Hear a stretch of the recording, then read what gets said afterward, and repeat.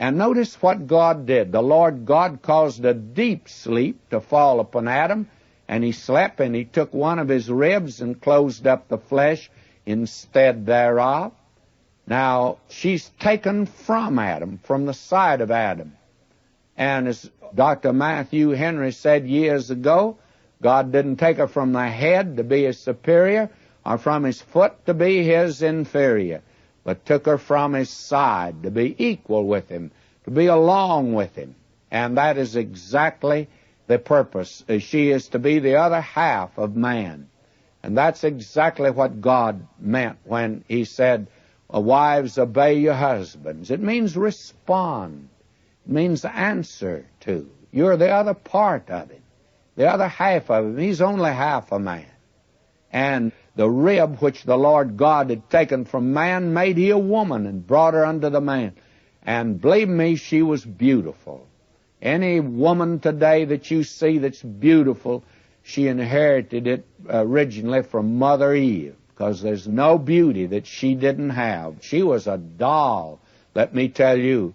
Now she's the other half of Adam. And Adam said, this is now bone of my bones and flesh of my flesh. She shall be called woman, because she was taken out of man. And actually the word for woman in the Hebrew is very similar to man, ish and isha. Very similar, just the other part of man. She's to answer to man. And that's the reason that God intended man to take the lead. He created him first. But he created woman to just follow. And the man is the aggressor, and God even made him that way physically. He's the aggressor.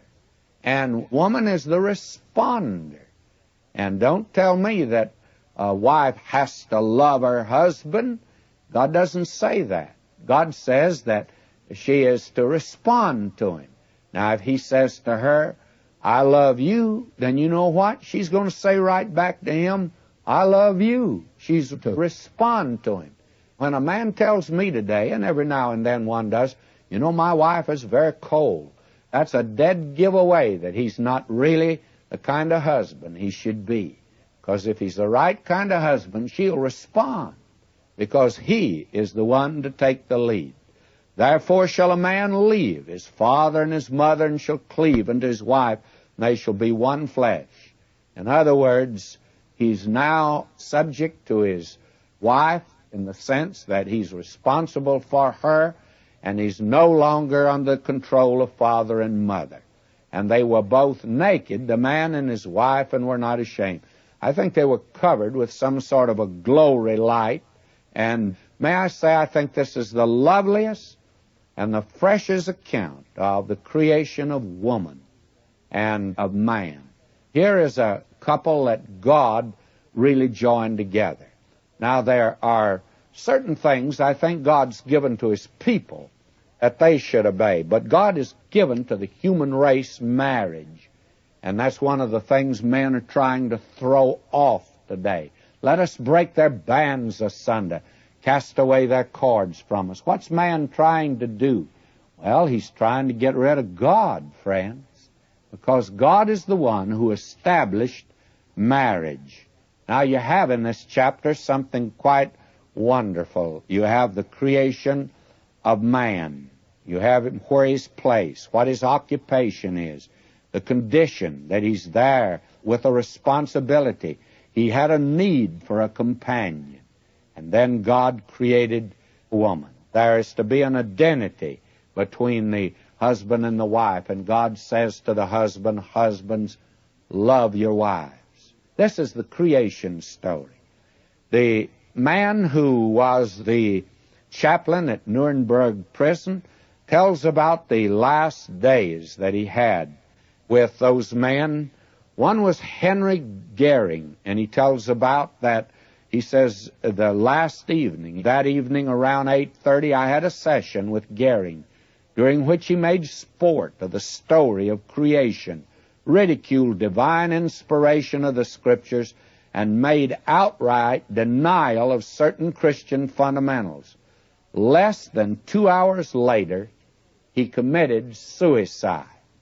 May I say, one of the ways to get rid of this alarming suicide rate is to let men and women know they're a creature of God and they're responsible to their Creator.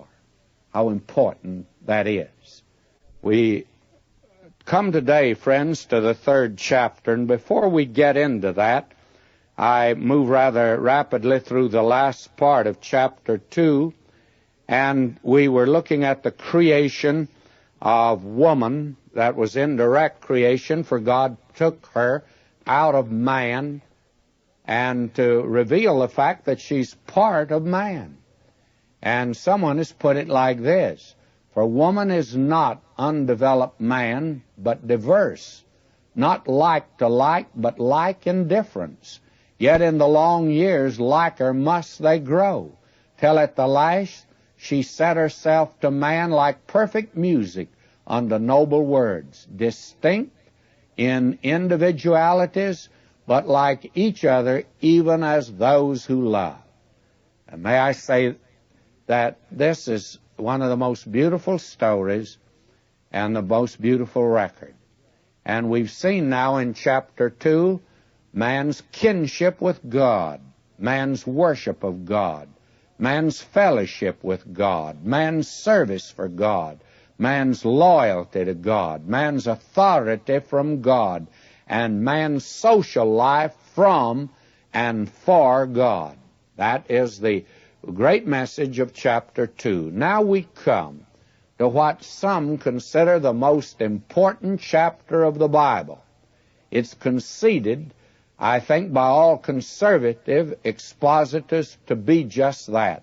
Dr. Griffith Thomas called chapter 3 the pivot of the Bible. And if you doubt that, read chapters 1 and 2 of Genesis. Then omit chapter 3 and read chapters 4 and 11. And you'll find out that there's a tremendous vacuum that needs to be filled, that something happened.